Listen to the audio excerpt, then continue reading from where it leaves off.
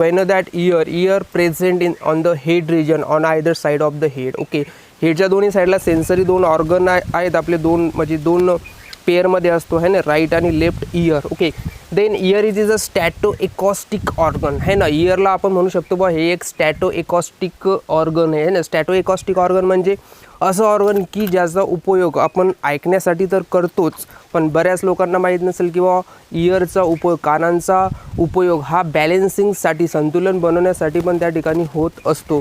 म्हणून त्याला म्हणतात स्टॅटो एकॉस्टिक ऑर्गन है ना.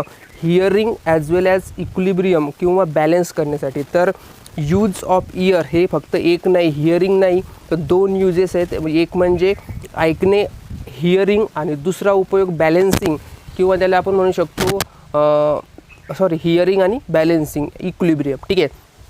तर इथे द स्टॅटो एकॉस्टिक ऑर्गन आहे पेअरमध्ये on either side of the head. ठीक आहे. आता this is the diagram of the ear. आणि इयरमध्ये जर आपण कधी पाहिलं, जस्ट अ मिनिट,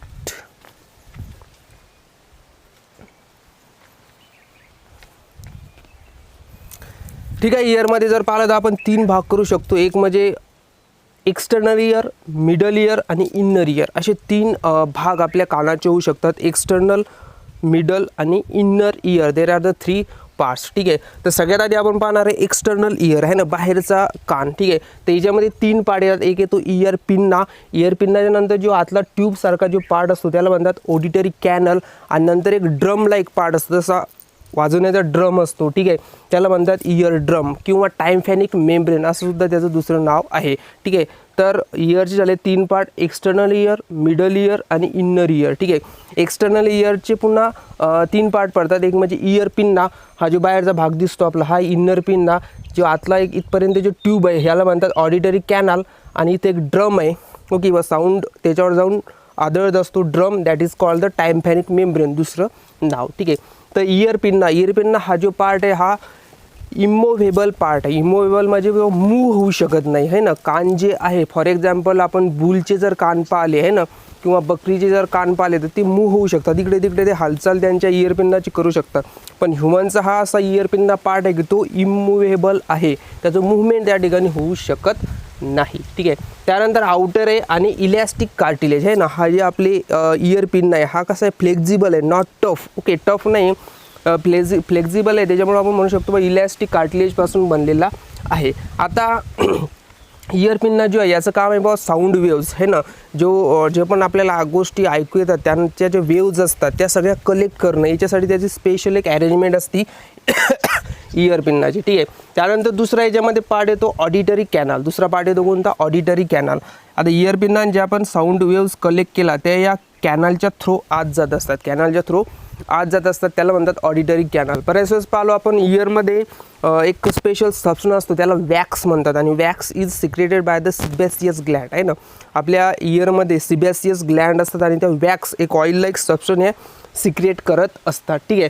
तर हे झालं तुमचं समजा ऑडिटरी कॅनल. ऑडिटरी कॅनल काय करते, transfer the sound waves to ear ड्रमपर्यंत. ठीक आहे. याला फाईन हिअर्स, बारीक बारीक हिअर्स असतात आणि वॅक्स सिक्रेटिंग ग्लँड त्याच्यामध्ये प्रेझेंट असतात, आणि त्या ग्लँड असतात आपल्या वॅक्स सिक्रेट करणाऱ्या किंवा सेबम सिक्रेट करणाऱ्या, कोणत्या तर सिबॅसियस ग्लँड. ओके. तर इयरचे तीन पार्ट, एक्सटर्नल, मिडल, इन्नर. एक्सटर्नलमध्ये तीन, इयर पिन्ना, ऑडिटरी कॅनल आणि टायम्फॅनिक मेम्ब्रेन किंवा इयर पिन्ना पाहिला आपण. इयर पिन्ना कसा इमूव्हेबल पार्ट आहे, कार्टिलेज, इलॅस्टिक कार्टिलेजपासून बनलेला आहे, साऊंड वेव्स कलेक्ट करून तो आत पाठवतो. त्यानंतर ऑडिटरी कॅनल हा जो आहे हा काय करतो बा, पुन्हा साऊंड वेव्स आत पाठवतो, आणि याच्यामध्ये वॅक्स सिक्रेटिंग ग्लँड असतात है ना, ज्याच्यामुळे मळ वगैरे कानामध्ये तयार होतो. That is secreted by the sebaceous gland, आणि फाईन हेअर्स, छोटे छोटे हेअर्स पण त्याच्यामध्ये असतात. आता थर्ड पार्ट आहे एक्सटर्नल इयरचा, that is the ear drum. Okay. आता या ठिकाणी आपण पाहू शकतो बा थोडंसं असा एक पार्ट काढलेला आहे आपण इथं, that is called the ear drum.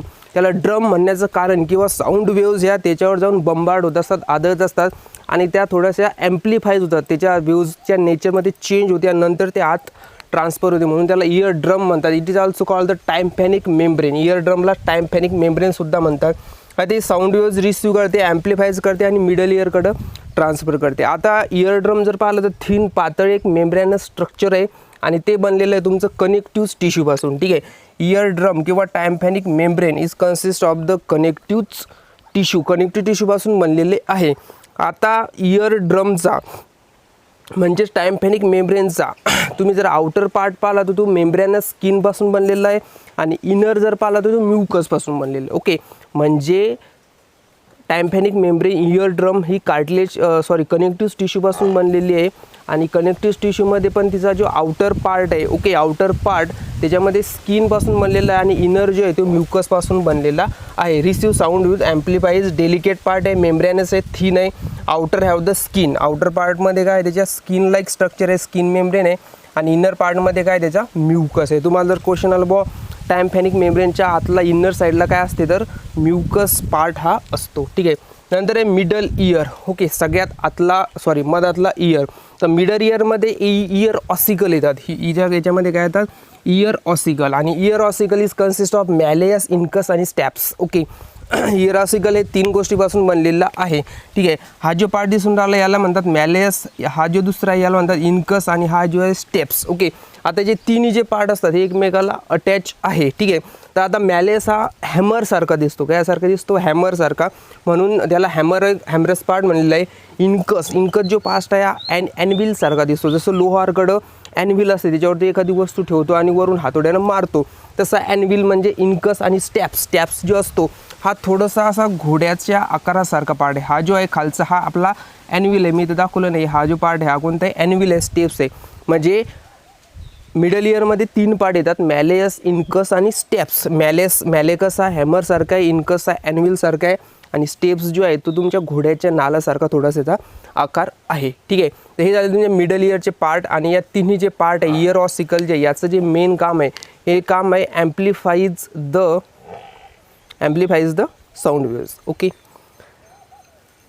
Year ossicle, malleus, incus, stapes, amplifies झालं. त्यानंतर आहे इन्नर इयर. आता हा सगळ्यात महत्त्वाचा पार्ट आहे. इन्नर इयर हा सगळ्यात इम्पॉर्टंट महत्त्वाचा पार्ट आहे. ओके, आता हा जो एवढा पार्ट दिसून राहिला हा बनलेला आहे तुमच्या इन्नर इयरपासून. ठीक आहे.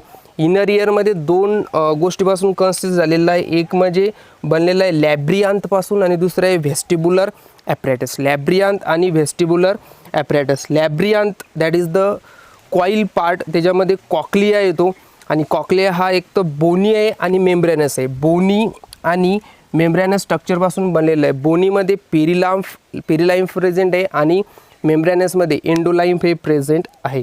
त्यानंतर दुसरा पार्ट आहे vestibular apparatus. It is consist of the 3 semi circular canal. इथं तुम्ही 3 सेमी सर्क्युलर कॅनल्स हे त्या ठिकाणी पाहू शकता आणि त्याच्या खाली एक स्पेशल स्ट्रक्चर असते that is called the utriculosaccular region with the otolith organ. ठीक आहे. त्यानंतर युस्टॅचियन ट्यूबुल असा एक खाली ट्यूब लाईक पार्ट आहे that is called the Eustachian tubule किंवा युस्टॅचियन ट्यूबुल आणि it is connected to the pharynx. हा पार्ट फायरिंगलाच अटॅच आहे आणि main function is equalize the air on either side of the ear drum. Okay, this is the external structure of the year आपण म्हणू शकतो.